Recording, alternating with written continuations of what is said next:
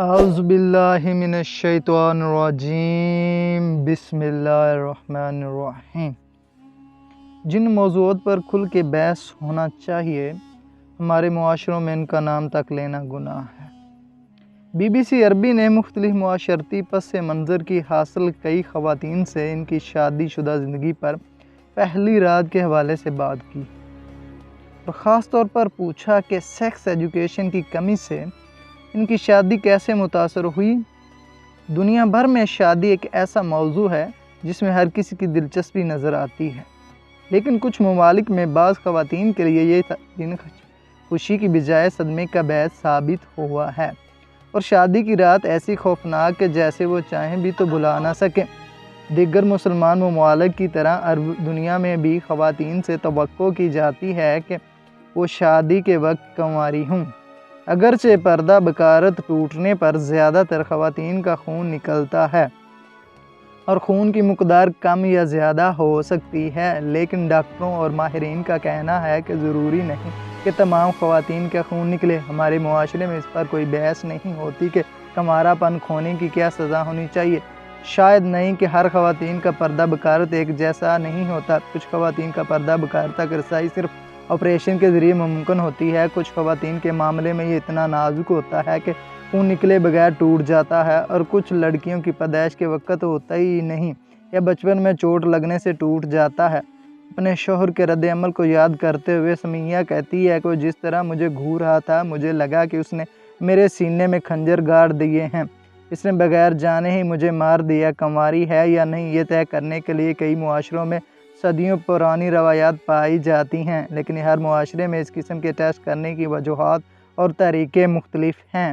مثلاً زیادہ اقدامت پسند خاندانوں میں شادی کی رات کو لڑکی کے کنواری ثابت ہونے پر خاص دھوم دھام ہوتی ہے۔ ان خاندانوں میں دولہا اور دلہن کے خاندانوں والوں کو اگلی صبح خون آلودہ چادریں دکھائی جاتی ہیں، اور بعض اوقات کنوارا پن کی تصدیق کی خوشی میں خاص تقریب بھی منعقد کی جاتی ہے۔ اپنی خواہش کے نتائج حاصل کرنے کے لیے مختلف طریقے اپنائے جاتے ہیں، مثلاً جراحی یا سرجری کے ذریعے پردہ بکارت کو دوبارہ سی دینا اتنا مشکل نہیں ہوتا۔ اس کے علاوہ چین کے بنے ہوئے مصنوعی پردہ بکارت بھی دستیاب ہیں۔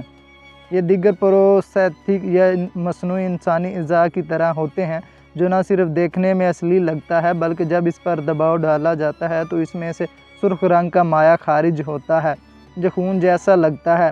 بی بی سی نے 20 مردوں سے پوچھا کہ اگر بیوی کے ساتھ قربت کے پہلے لمحوں میں انہیں اس مسئلے کا سامنا ہو جائے کہ لڑکی کنواری ہونے کے نشان نہیں ملے، ان کا رد عمل کیا ہوگا۔ یہ مرد 20 سے 45 برس کی عمر کے تھے، اور ان میں پروفیسرز، ڈاکٹرز اور استادوں کے علاوہ وہ تمام افراد شامل تھے جو سمجھتے تھے کہ اس مسئلے کے حوالے سے وہ کھلے ذہن کے مالک ہیں۔ دوستوں، ان کے کیا جوابات تھے، آپ ملاحظہ فرمائیے۔ ان میں اکثر نے براہ راست یا بالواسطہ منفی جوابات ہی دیے۔ اکثر مردوں نے خون نکلنے کو اس بات کا ثبوت قرار دیا کہ دلہن کا عفیفہ اور کنواری تھی۔ کا دعویٰ تھا کہ خون کا خارج ہونا ضروری چیز ہے جس پر ایک ایسی خوشگوار شادی شدہ زندگی کی بنیاد رکھی جا سکتی ہے جس میں ایک دوسرے پر اعتماد اور بھروسہ کیا جا سکتا ہے۔ اکثر عرب اور مسلم ممالک میں بہت سی لڑکیوں کو شادی سے پہلے کنوارا پن کا ٹیسٹ کرانا پڑتا ہے، جس کے بعد دلہن بننے والی لڑکی کو ایک سرٹیفکیٹ دیا جاتا ہے جس میں تصدیق کی جاتی ہے کہ وہ کنواری ہے۔ انسانی حقوق کی تنظیم ہیومن رائٹس واچ ماضی میں انڈونیشیا اور کچھ عرب ممالک کی مذمت کر چکی ہے کہ ان کے ہاں لڑکیوں کے کنوارا پن کے جو ٹیسٹ کیے جاتے ہیں ان میں خواتین کو درس سے گزرنا پڑتا ہے۔ ان ممالک میں خصوصاً یہ کام بڑی عمر کی خواتین کو دیا جاتا ہے، جس میں وہ اپنی 2 انگلیوں سے ٹٹول کر جائزہ لیتی ہیں کہ آیا پردہ بکارت موجود ہے یا نہیں۔ یہ طریقہ مشرقی وسطی اور شمالی افریقہ میں بہت عام ہے، اور ہیومن رائٹس واچ نے سن 2014 کی رپورٹ میں اس سے صنف تشدد، خواتین کے خلاف غیر انسانی تفریق اور انسانی حقوق کی کھلی خلاف ورزی قرار دیا تھا۔ بی بی سی کی ایک تحقیق کے مطابق وہ ممالک جہاں اس قسم کے ٹیسٹ کیے جاتے ہیں ان میں انڈیا، افغانستان، بنگلہ دیش، ایران، مصر، اردن، لیبیا، مراکش سمیت کچھ عرب ممالک اور جنوبی افریقہ سر فہرست ہیں۔ ہیومن رائٹس واچ کی رپورٹ کے مطابق مصر، مراکش، اردن اور لیبیا میں یہ ٹیسٹ سب سے زیادہ عام ہے۔ اس رپورٹ کے جواب میں مراکش اور مصر کے حکام نے ان الزامات کی سختی سے تردید کرتے ہوئے کہا تھا کہ ایسا کرنا غیر قانونی ہے اور اگر ایسا ہو رہا ہے تو خفیہ طور پر کیا جا رہا ہے۔ نوٹ: ان کی خواہش کے مطابق اپنی کہانی سنانے والی 4 خواتین کے اصل نام خفیہ رکھے گئے ہیں۔ مکمل کال: دنیا بھر میں شادی ایک ایسا موضوع ہے جس میں ہر کسی کی دلچسپی نظر آتی ہے، لیکن کچھ ممالک میں بعض خواتین کے لیے یہ دن خوشی کی بجائے صدمے کا باعث ثابت ہوا ہے اور شادی کی رات ایسا خوفناک کہ جسے وہ چاہیں بھی تو بھلا نہ سکیں۔ دیگر مسلمان ممالک کی طرح عرب دنیا میں بھی خواتین سے توقع کی جاتی ہے کہ وہ شادی کے وقت کنواری ہوں۔ BBC عربی نے مختلف معاشرتی پس منظر کی حامل کئی خواتین سے ان کی شادی شدہ زندگی پر پہلی رات کے حوالے سے بات کی اور خاص طور پر پوچھا کہ سیکس ایجوکیشن کی کمی سے ان کی شادی کیسے متاثر ہوئی۔ یہاں ہم ان خواتین کے تجربات کی کچھ جھلکیاں پیش کر رہے ہیں جن کی زندگی شادی کے دن کے بعد کسی طرح پلٹ ہو کر رہ گئی۔ سمیہ، عمر 22 برس۔ سمیہ کو اپنے خاندان سے ایک بڑی لڑائی لڑنا پڑی کیونکہ انہوں نے ابراہیم سے سمیہ کی شادی کرانے سے صاف انکار کر دیا تھا، جبکہ سمیہ کو ابراہیم سے بہت محبت تھی اور وہ سمجھتی تھی کہ ابراہیم کسی بھی لڑکی کے لیے ایک مثالی شوہر ثابت ہو سکتے تھے۔ لیکن سمیہ کو اس بات کی دور دور تک خبر نہ تھی کہ جب ان کا خواب پورا ہوگا تو انہیں اتنا شدید دھچکا پہنچے گا کہ جس کا انہیں وہم و گمان بھی نہیں تھا۔ وہ شادی کی پہلی رات تھی جب اس شک کی وجہ سے کہ سمیہ کنواری نہیں ہے، ابراہیم کی ساری محبت جاتی رہی۔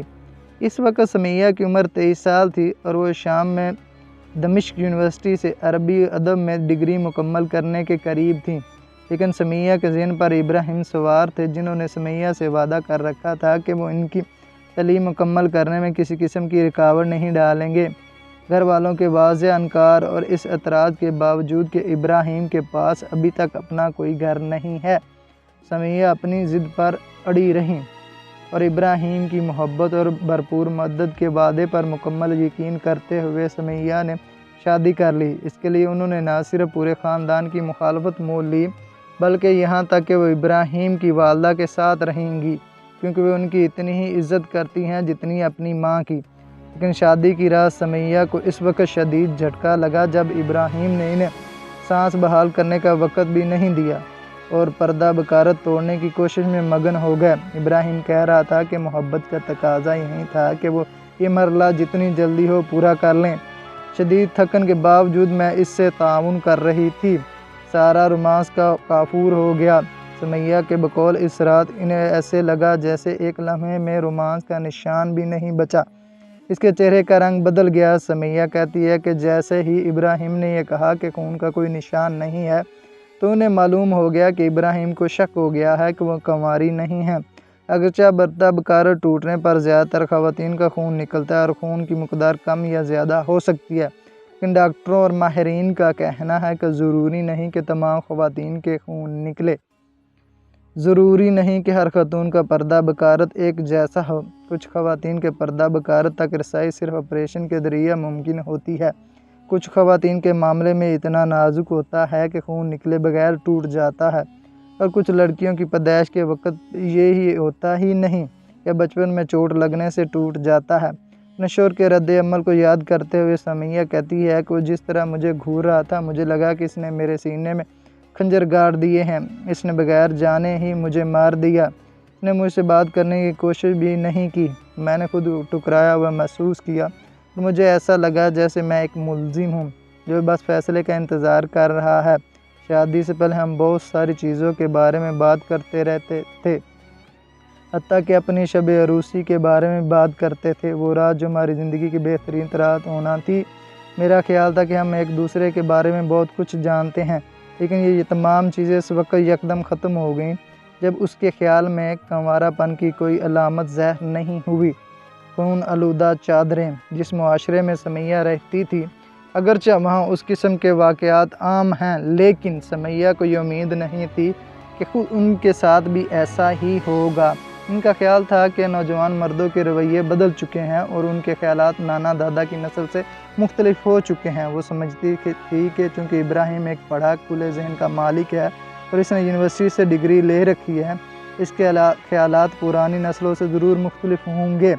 دوستو، اگر ہماری ویڈیو اچھی لگی ہو تو ویڈیو کو لائک کر دیں، کمنٹ کر دیں اور چینل کو سبسکرائب کر دیں تاکہ ہماری آنے والی ویڈیو آپ تک